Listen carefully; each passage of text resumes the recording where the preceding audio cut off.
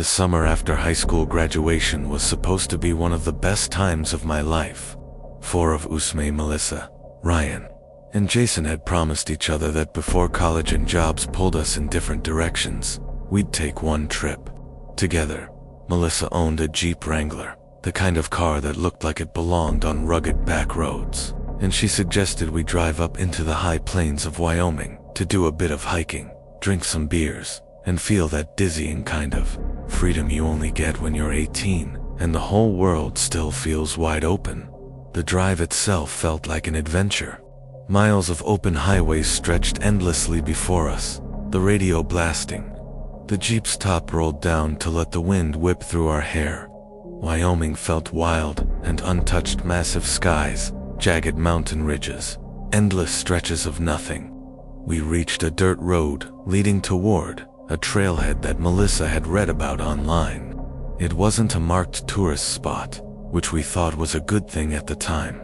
Fewer people, more privacy. We hiked up to a rocky plateau, lugging backpacks, stuffed with snacks and a six-pack of beer. The view was incredible, rolling hills fading into the horizon, the skies so wide it felt almost unreal. We sat together on the rocks, cracked open the beers, and talked about our futures. Ryan wanted to study engineering. Melissa was planning a gap year. Jason joked he'd marry rich and never work a day in his life. We laughed and clinked bottles, feeling invincible. The sun began to dip lower, painting the sky orange and pink. It was time to head back before darkness swallowed the trail. The walk down was slower, the air cooling, shadows stretching long.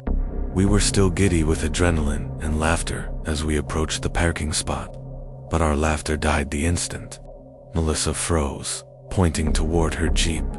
A red pickup truck was parked right next to it, even though the rest of the lot was completely empty.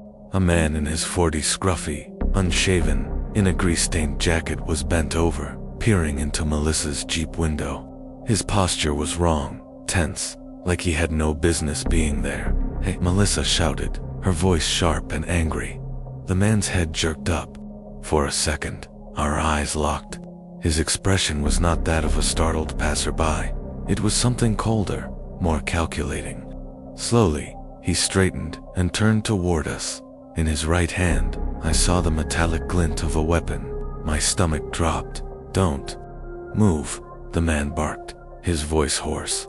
He stepped closer, raising what looked like a pistol. It could have been real, or just a convincing replica. I couldn't tell, and I wasn't about to test him. None of us said a word. Ryan, always hot-headed, shifted like he was about to step forward, but Jason gripped his arm hard, silently warning him not to. The man's lips twisted into something between a smirk and a snarl. He marched up to Melissa's Jeep, lifted the pistol, and with a sudden, violent swing, smashed the butt of it against the driver's side window. The glass shattered in a spray of shards. Melissa screamed, covering her face. The man reached inside, rummaging fast. He pulled out Ryan's backpack, my phone, Melissa's purse, anything within reach. He stuffed the items into a duffel bag, slung over his shoulder. I wanted to yell, to lunge forward, to do something, but fear glued my feet to the dirt.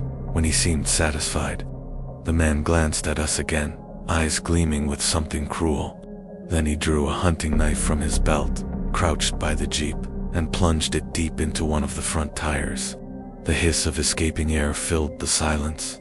He slashed the other front tire too, laughing under his breath as if enjoying the sound. Finally, without another word, he climbed into his red pickup, revved the engine, and tore down the road in a cloud of dust. I noticed, even in that split second, that his truck didn't have a license plate. When the sound of the engine faded into nothing, we were left standing there in stunned silence. Melissa was shaking.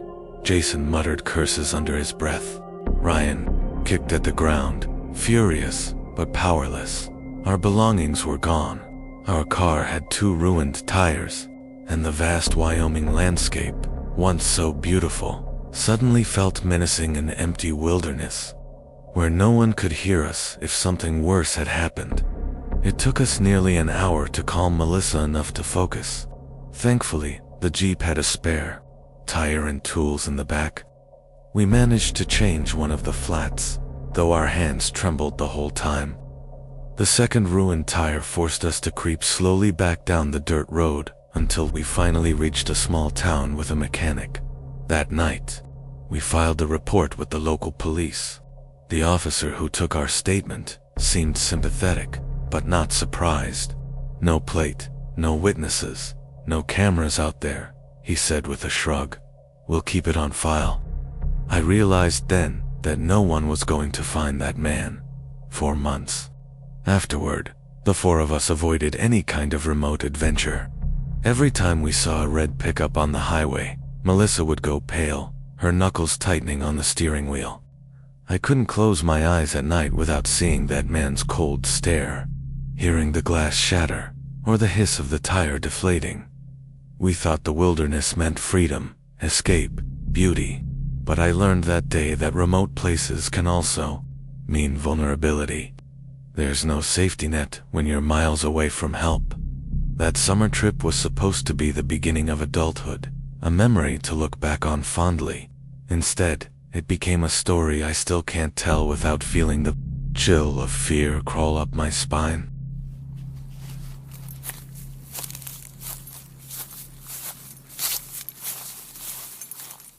I was 19 the summer. My brother Ethan and I packed up our lives and set out across the country.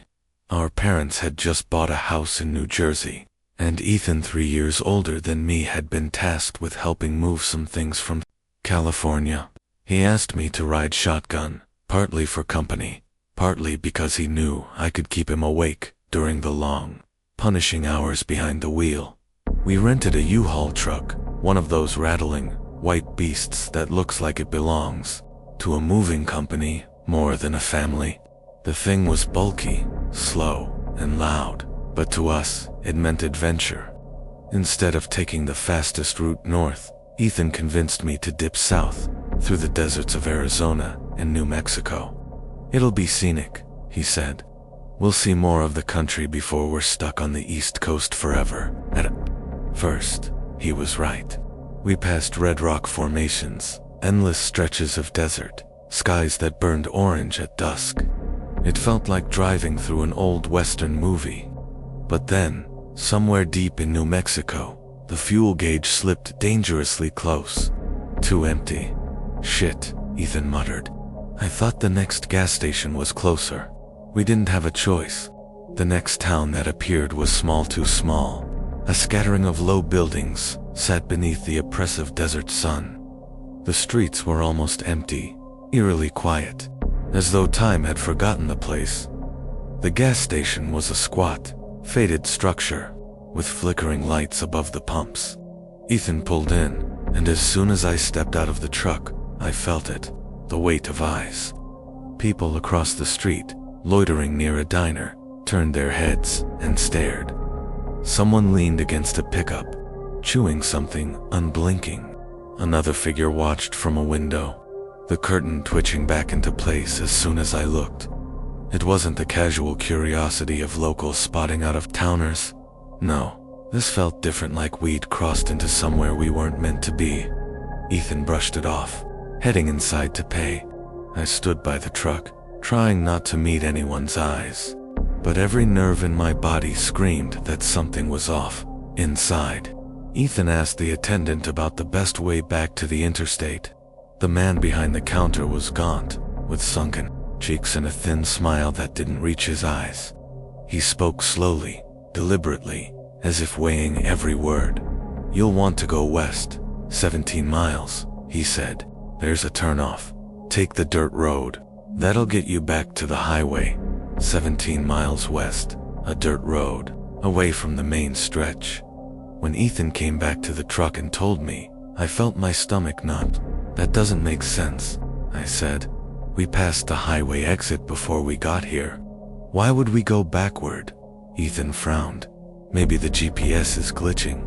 No signal out here." And it was truth. The GPS had lost connection the moment we entered town. No service, no map, just that man's directions, and a rising sense of dread. We were about to pull out when someone approached the truck. A man, maybe in his 30s, wearing a dusty backpack and sun-bleached clothes, like he'd been hitchhiking for days.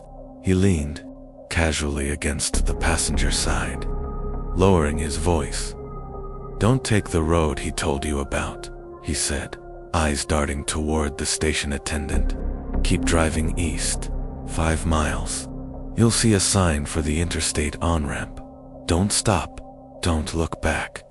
Then, without waiting for us to respond, he walked off down the road, disappearing into the shimmering heat. I stared after him, my pulse hammering. "Ethan, we cannot listen to that guy inside. Something's wrong here." Ethan hesitated. He wasn't the type to scare easily, but even he couldn't deny the weird heaviness in the air, the way every person in town seemed to be watching us. Finally, he nodded. "Okay, east it is." We drove. The whole time, I expected headlights to appear behind us, or someone to block the road ahead. My heart didn't stop pounding until, just as the hitchhiker had said, a green interstate sign appeared. I-40 east, 1 mile. When we merged onto the highway, the weight lifted. The traffic of trucks and cars around us felt like a shield, pulling us back into the safety of the known world. Ethan let out a long breath and gave me a tight smile, but neither of us laughed. The rest of the drive was quiet. We didn't talk much about the town.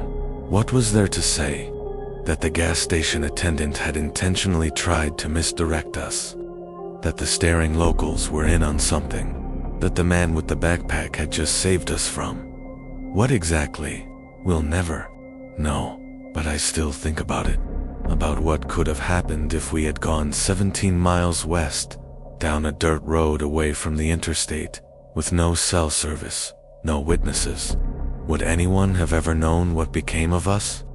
Sometimes, late at night, I remember the feeling of those eyes on me, the silence of that sun-baked town, and the way the attendant's smile lingered as though he knew something we didn't.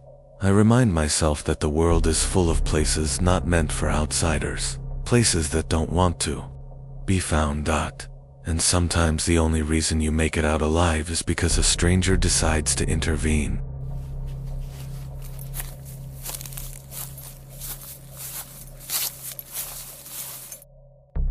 After college, I thought I'd finally earned a chance to breathe.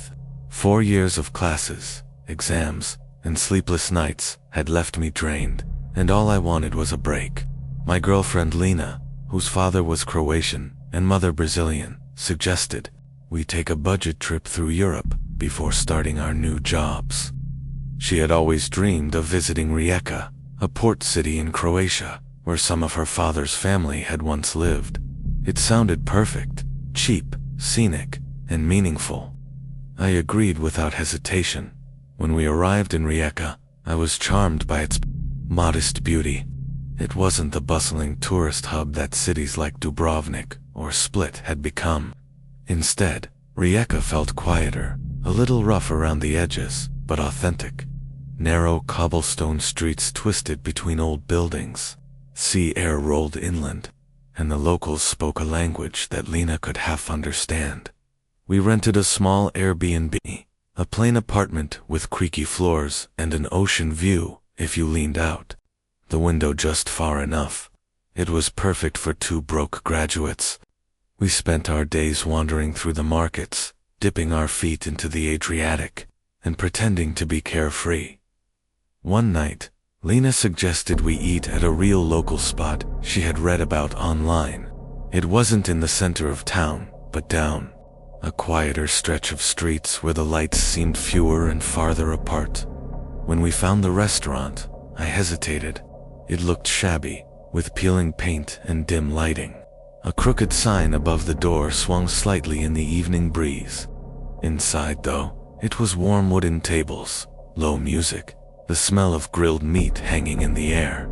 A few men sat in the corner, their voices low, their eyes sharp. We sat near the back. Lena ordered in broken Croatian, smiling nervously, while I scanned the menu. Everything felt normal at first. We talked, laughed, and shared a bottle of cheap wine. But halfway through our meal, Lena's expression changed. She went very still, tilting her head as if listening. "What is it?" I whispered. Her voice was barely audible. "I understand some of what they're saying. The men at that table," I followed her gaze. 5 men sat hunched over their drinks, whispering but occasionally glancing in our direction. Their faces were rough, weathered, their bodies broad and heavy. They didn't look like tourists.